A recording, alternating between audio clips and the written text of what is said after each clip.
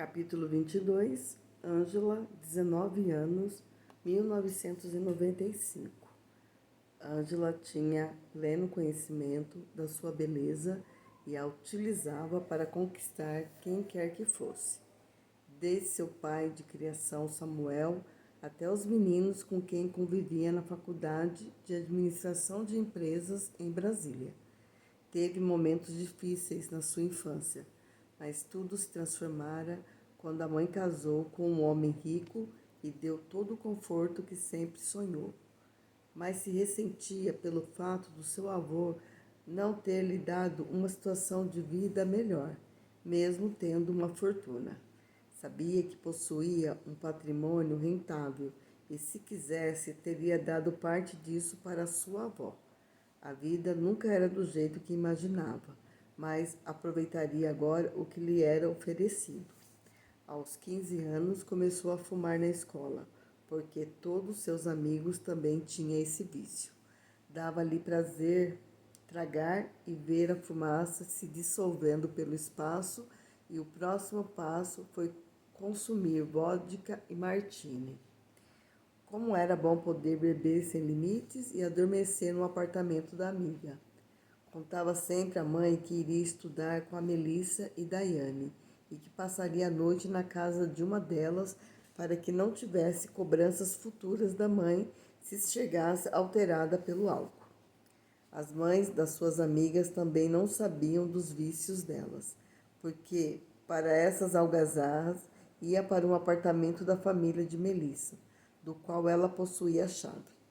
Tudo fazia parte da fase da adolescência, onde a bebida e os cigarros lhe davam status de poder para conduzir sua vida. Só que não sabiam se teria volta essa atitude tomada nessa fase de suas vidas. Ângela teve consciência que seu corpo ia se desenvolvendo rapidamente e já chamava a atenção dos meninos da sua faixa etária e estava farta de ser a virgem da turma. Resolveu que era tempo de perder o ímã e chamou Augusto, um rapaz que sempre a elogiava, para ir ao apartamento de Melissa. Já havia combinado com ela e tinha em sua posse a chave. Foram de ônibus até o local e percebeu que ele estava nervoso, pois também era inexperiente, mesmo tendo 17 anos e estando no último ano do colégio. A experiência não fora a melhor, pois ele não sabia onde colocar suas mãos. Não sabia se beijava o pescoço ou sua barriga. Prolongava-se nas carícias ou se ia direto ao ponto. Pelo menos iria contar à sua turma que já não era mais virgem, mesmo que a transa não fora mais agradável. No decorrer dos 15 aos 18 anos, pôde experimentar diversos tipos de situações e perceber que o ato sexual era algo meramente para satisfazer seu corpo. Tomava todos os cuidados possíveis, pois sua mãe sempre a levava ao ginecologista, e Ângela usava a desculpa de regularizar sua menstruação para utilizar os comprimidos anticoncepcionais regularmente e evitar uma gravidez indesejada. A única coisa que ainda não havia experimentado era amar alguém. Referente aos meninos com os quais teve um envolvimento sexual, queria apenas tê-los ao seu lado sem cobranças. Achava que era um pensamento masculino, só queria alguém para lhe dar prazer e ir embora em seguida. Talvez pelo fato de ver o sofrimento da avó e um pouco da mãe, fez que agisse muito mais pela razão do que pela emoção. Mas, com 19 anos, ainda estava amadurecendo seu caráter e, quando tivesse a experiência necessária, as coisas iriam se encaixar naturalmente. Os pais sempre a tratavam como bibelô e nem imaginavam o que aprontava, porque na frente deles posava a figura de meiga, atenciosa e amorosa. Evitavam beber na presença deles, mesmo que em períodos comemorativos como Natal, Ano Novo, aniversários, porque não saberia se teria limites para beber socialmente. Esses vícios eram somente com as amigas em um lugar isolado. mas sabia que seu organismo sentia falta do álcool e da nicotina e inconscientemente começou a deixar escondido no seu quarto um maço de cigarros e uma latinha de vodka. A mãe pouco entrava no seu quarto, então estava tranquila de não ser pega em flagrante. Quando completou 19 anos, ganhou da mãe um automóvel C3 vermelho e providenciou a carteira de motorista para ir à faculdade sem a companhia do motorista particular. Mais uma demonstração de que os pais confiavam nela. Ficou com uma pontada de culpa, pois não era a menina que eles imaginavam, mas pelo menos nunca levou problema a eles. Sempre foi uma aluna exemplar no colégio, uma amiga atenciosa, uma filha meiga. O outro lado dela, eles não tinham necessidade de ficar sabendo. Era seu segredo. Permitiu-se sorrir com esse pensamento. Na faculdade, fora contagiada por aquela atmosfera juvenil, descontraída, pessoas bonitas e com ótima influência na sociedade brasiliense. Na sua turma de curso tinha o Fred, um surfista loiro, olhos verdes, fazendo curso porque o pai praticamente havia o obrigado, se não quisesse ter seu nome fora do testamento da família. Mostrava ser uma pessoa revoltada com tudo à sua volta.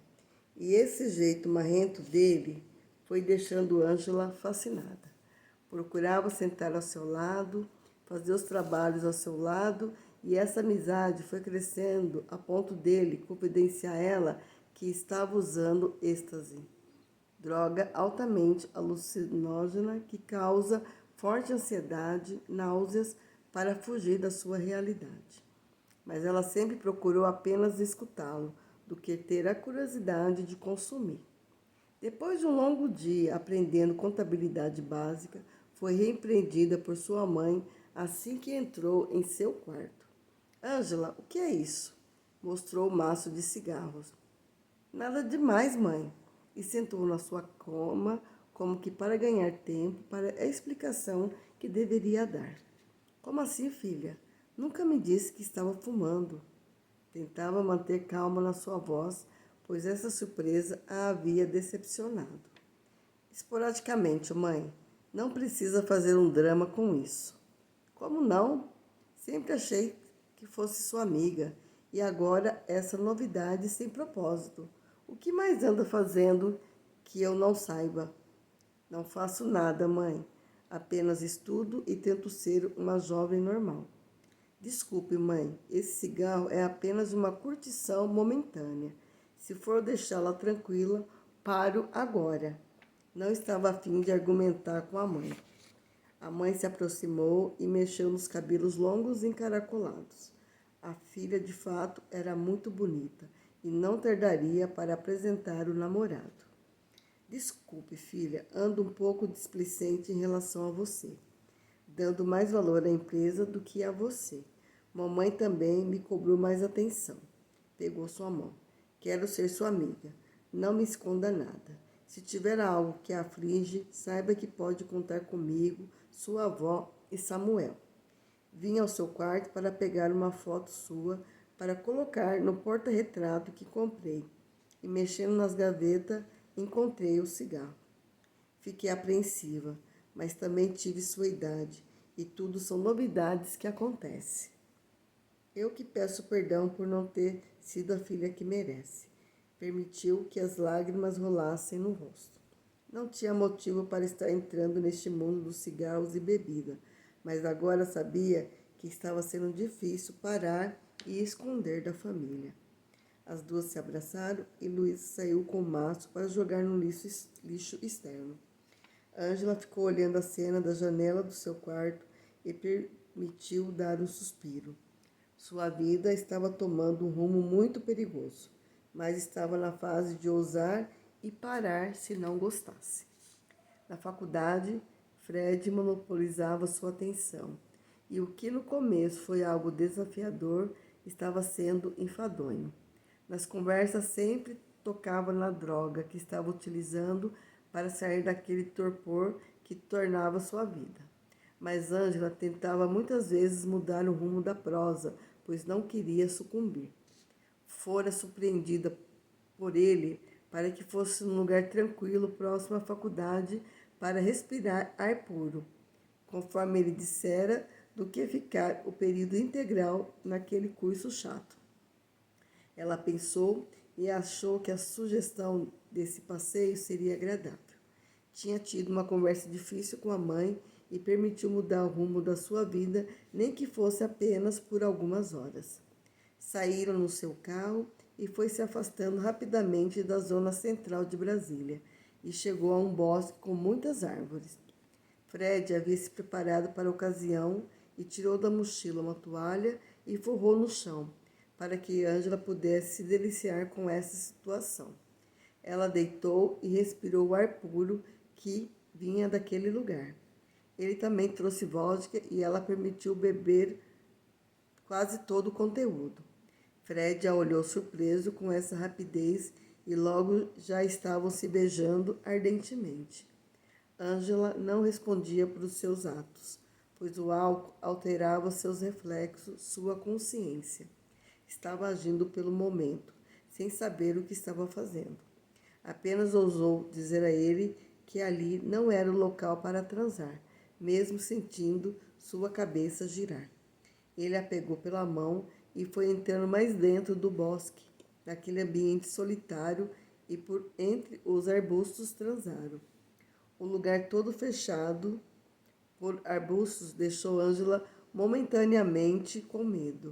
O que estava fazendo ali, com aquele rapaz que mal conhecera, transando totalmente alterada pelo álcool? Mas sentir o movimento do corpo dele com o seu foi aliviando aquela tensão e permitiu gritar de prazer. Foram 3 ou 4 vezes. Não se lembrava que a relação sexual tinha se repetido. Apesar da tontura, tinha sido diferente, inesperado e agradável. Colocaram as roupas e voltaram para onde estava o carro. Ângela deitou na toalha próxima a ele e dormiu ao seu lado, extenuada pelo esforço de antes e para deixar o álcool se dissolver em seu organismo. E assim, essas escapulidas da faculdade foram se tornando corriqueiras. Queria poder dizer não ao Fred, mas não conseguia. Ele era sedutor, bom amante, sempre levava vodka e os cigarros das quais tanto seu organismo sentia falta. Também ouvia tomar o êxtase e se tornar mais alegre, mais vigoroso, uma euforia sem propósito. Quando passavam os efeitos dessas drogas, ambos deitavam extenuados. Como poderia ir embora daquele jeito? As pernas já não queriam responder aos comandos e nem as mãos. Fred se prontificou a dirigir, mesmo tendo ingerido quase metade da garrafa de gin. Dizia se sentir bem. Estava passando a hora de chegar a casa e logo seus pais iriam até a faculdade e descobrir que há um mês ela não estava indo ao curso. Foi absorvida por esse pensamento quando o carro foi arrastado para o outro lado da pista e a batida seca no outro veículo. Ângela viu tudo preto e foi se apagando lentamente. Capítulo 23, Roberto, 32 anos, 1998. Nesses últimos 7 anos, no exercício do seu ofício, se mostrou muito estimulante e compensador financeiramente. A sociedade com Afonso estava perfeita, pois a carteira de clientes via aumentando a cada período, devido a êxitos que os dois estavam obtendo. As indicações eram o melhor termômetro para determinar o sucesso obtido, e seu pai teve que admitir que o filho estava se saindo vitorioso ao escolher essa profissão. A mãe só se preocupava com a ONG, que acabou criando sob violência doméstica contra a mulher, e via uma determinação nela que antes não tinha, quando era apenas uma dona de casa. A vida nos pregava muitas peças, pois sempre achou que a mãe sucumbiria com o término do casamento, e foi felizmente ao contrário. dando-lhe forças para ajudar outras mulheres que não tinham influência na sociedade e no seu lar. Lembrava como se fosse ontem a primeira conversa que tivera com Luísa, determinada a querer a herança do pai. O mais difícil foi ter que encarar João Henrique. O destino estava fazendo com que seus caminhos se cruzassem mais uma vez. Tentou inúmeras vezes agendar um horário com ele, mas seus afazeres estavam absorvendo todo o tempo que possuía. Mas depois de 3 semanas de tentativas, conseguiu marcar. E ali estavam eles, cara a cara. Bom dia, Roberto. Parece que está insistindo em conversar comigo. João Henrique recostou na cadeira e ficou analisando. O garoto havia se transformado em homem e estava intrigado pela sua presença. E pelo visto o senhor continua cheio de trabalho. Ele lhe causava certo temor e sabia que a conversa não seria fácil. Ainda bem, meu colégio continua bem sucedido, absorvendo meu tempo e queira saber, adoro tudo isso. Abriu os braços para demonstrar sua satisfação por ter aumentado o patrimônio da família. Ótimo, João Henrique, parabéns pelo seu sucesso. Mostrou bem sarcástico. Mas ele merecia esse tom de voz, por tudo que lhe causava. Obrigado, mas creio que não veio aqui para saber do meu colégio. E olhou fixamente. Claro que não. Tirou da pasta um papel. Vim aqui para lhe propor um acordo. Acordo da parte de quem, Roberto? Da minha cliente Luísa, sua irmã. Lembra dela? Deu ênfase nessa última palavra e percebeu o semblante dele se fechar. Não sabia, Roberto, que tinha golpistas como clientes. Se recostou na cadeira. Como pode garantir que ela está querendo lhe dar um golpe, João Henrique? Passou seu registro de nascimento e lá consta o nome do seu pai. O que te traz aqui? As náuseas estavam vindo e não queria prolongar esse assunto que tanto lhe aborrecia. Como disse, quero fazer um acordo. Não precisaria entrar na justiça e nem esse caso vai parar na mídia. O que acha? Belo advogado se tornou. O tom de voz se mantinha inalterado. Não queria demonstrar o quão desagradável esse assunto se tornara na sua vida. Não faço acordo com golpistas. E se era apenas esse assunto a ser tratado, logo estaremos nos tribunais. Da minha parte, ela não terá nenhum centavo na herança da minha família, que eu ajudei a crescer, e só diz respeito a mim e minha esposa. João Henrique, seja sensato pelo menos uma vez. Seu pai a registrou, e será questão de tempo para ter parte em tudo o que lhe pertence. João Henrique permitiu-se levantar e se aproximou de Roberto ameaçadoramente. Tenho 41 anos e nenhum moleque vai me dizer o que tenho para fazer. Vou contratar os melhores advogados que o dinheiro pode garantir e não partilhar nada que é meu. Peço que vá embora, indicou o caminho da porta. Roberto levantou e disse antes de sair: dinheiro nenhum pode corromper a justiça. Passar bem, senhor João Henrique. Tudo isso já fazia 7 anos, e os processos se arrastavam nesse longo período. Chamou Luísa, relatou toda a conversa e viu que nada a surpreendeu. Mesmo pelo pouco contato, já o conhecera. Roberto entrou na justiça e requereu o inventário de Haroldo Santos Silvério e, como era previsto, não havia feito. Era muito jovem quando aconteceu o acidente de automóvel, mas sabia que a divisão dos bens seria para os herdeiros necessários, que são os descendentes e ascendentes. Os herdeiros necessários, obrigatoriamente, têm direito à sucessão, e mais, são detentores da metade da herança chamada de legítima. O dono da herança pode deixar bens para quem quiser, parentes ou não, mas se possuir descendentes ou ascendentes vivos, não poderá deixar mais que 50%, porque esse 50% se constitui na legítima, que é uma parte indisponível da herança. Na parte de preferência, tem direito à herança primeiro os descendentes, ou seja, os filhos, os netos, etc. Filhos, havia restrições na legislação antiga. filhos legítimos naturais, só herdavam a metade dos filhos legítimos. Filhos adotivos, duas categorias. Só não existiram filhos. Se não existirem filhos, herdem os pais ou avós. Nenhum outro herdeiro terá qualquer direito e nem haverá direito de representação que é exclusivo da linha hereditária descendente. Relendo todo o processo, já sabia que Luísa não teria direito a 50% da herança de Haroldo Sanches Silvério, porque João Henrique e Luísa eram irmãos por parte apenas de pai. Ela mesma assim ficaria com uma fortuna, que a faria uma das abastadas de Brasília, e João Henrique teria que engolir seu orgulho por não ter aceitado um acordo que não traria consequências mais traumáticas. Mas o que surpreendeu foi que, ao requerer o inventário da avó de João Henrique, ela tinha deixado claro que o patrimônio seria dividido em partes iguais para os dois netos. Aquilo seria um tapa no rosto daquele prepotente, e sabia que seria arrastado por muitos e muitos anos, mas ele seria impedido de se desfazer de qualquer patrimônio. Luísa ficou feliz ao saber que sua avó pensou nela todo esse tempo, e triste por não ter dado tempo de conhecê-la. A vida de fato sempre pregava peças.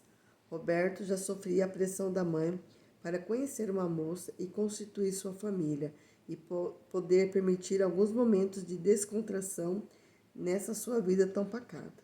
Sua preocupação era apenas com os processos, que cada vez mais iam aumentando. Seu sócio Afonso já tinha sua própria família e arranjava tempo para seu lado profissional e pessoal. Mas Roberto não tinha essa pretensão. Ninguém havia tocado seu coração a ponto de casar e constituir família. Tinha alguns relacionamentos esporádicos e quando sentia que alguém queria algo mais sério, tratava de sumir por semanas. Por que querer alguém para controlar seus passos, monopolizar a atenção? No tempo certo, iria acontecer.